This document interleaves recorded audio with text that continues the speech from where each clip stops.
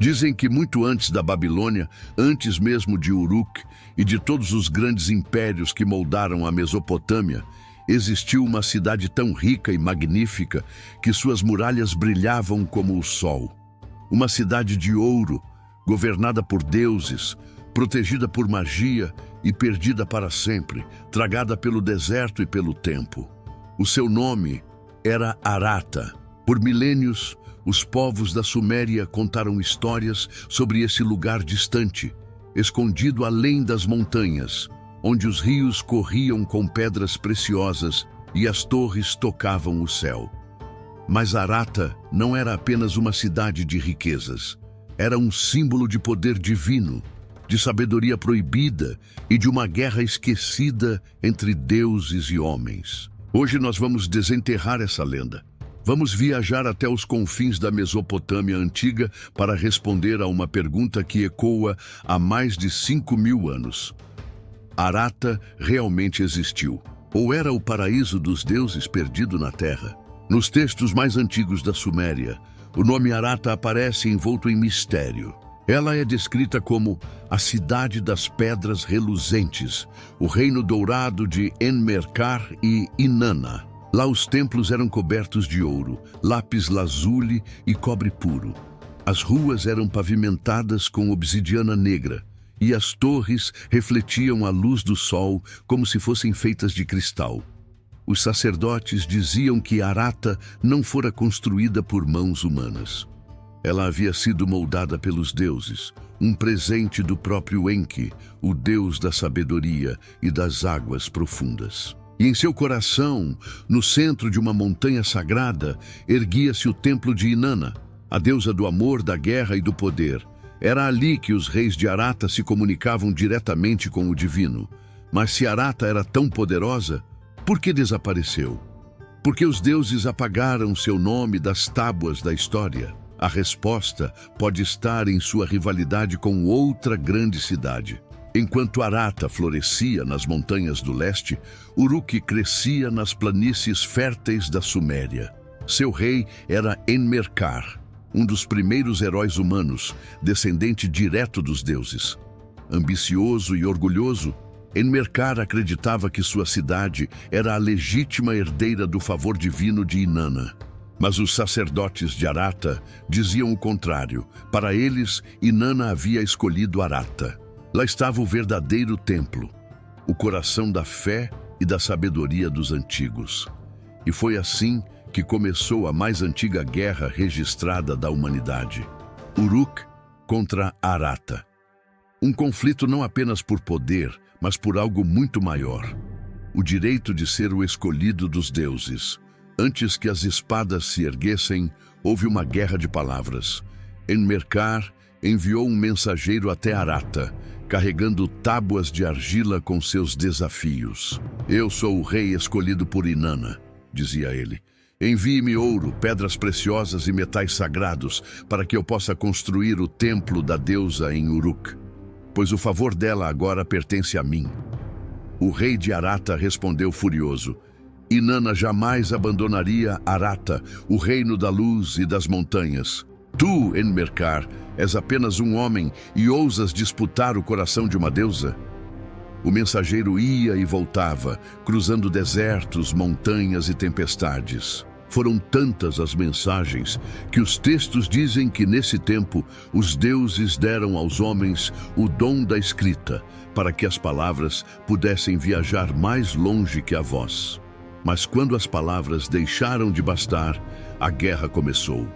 O exército de Uruk marchou pelo deserto guiado por sacerdotes e presságios.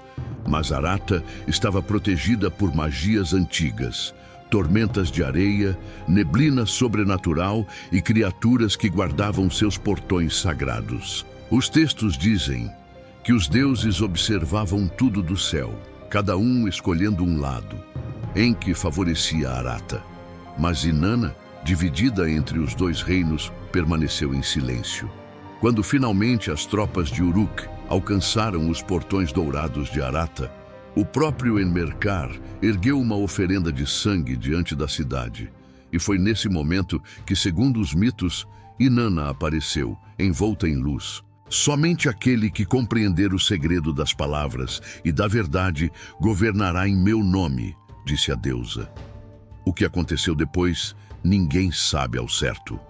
Alguns textos dizem que Enmerkar venceu e tomou o controle de Arata. Outros dizem que a cidade foi engolida pela montanha, desaparecendo para sempre. Depois desse evento, os registros sobre Arata cessam. Nenhum texto posterior menciona seu nome. É como se ela nunca tivesse existido. Mas será que a história termina aqui? Escavações modernas trouxeram novos enigmas.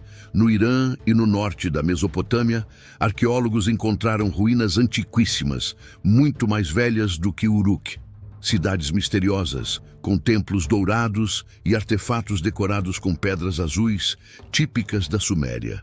Alguns acreditam que esses locais seriam os restos de Arata, o lendário reino que antecedeu todas as civilizações conhecidas. Outros, porém, afirmam que Arata nunca foi uma cidade física, que ela representava um estado espiritual, um paraíso perdido, um símbolo da sabedoria dos deuses antes de ser corrompida pelos homens. Os estudiosos modernos enxergam na lenda de Arata algo mais profundo, o símbolo da transição entre o mundo divino e o humano. Para os antigos sumérios, Arata era o ponto onde os deuses ainda caminhavam entre os homens, onde o conhecimento era puro. Quando Uruk venceu, o sagrado se afastou da terra. O mundo dos deuses foi substituído pela era dos reis e impérios mortais. Alguns chamam Arata de o Éden sumério, outros de o primeiro império perdido. E há quem acredite que quando Arata caiu, os Apkallu, os 7 sábios divinos, fugiram dela, levando consigo o conhecimento sagrado que usaram depois para fundar as cidades da Suméria. Mesmo sem provas concretas, Arata continua viva. Viva nas tábuas de argila, nas ruínas esquecidas e na imaginação de todos que buscam as origens da humanidade. Talvez nunca encontremos seus portões dourados. Talvez ela esteja enterrada sob milênios de areia e silêncio. Ou talvez, apenas talvez, Arata ainda exista, escondida em algum lugar, protegida por forças que não pertencem mais ao nosso mundo.